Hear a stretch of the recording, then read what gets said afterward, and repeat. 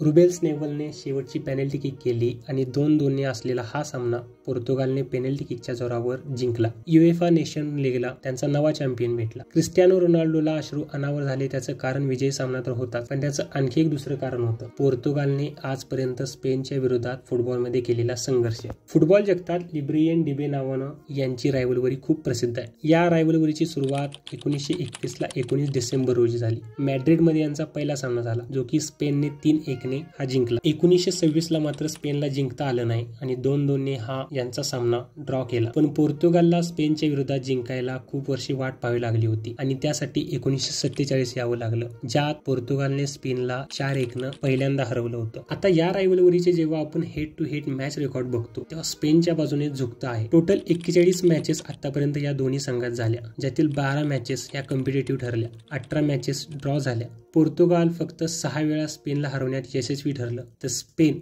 हे 17 वेळा विजेते ठरलं. आता यांच्यातील या रायव्हलरीमध्ये सर्वात जास्त गोल स्कोरर कोण होता हे तुम्ही कमेंटमध्ये मला सांगू शकता.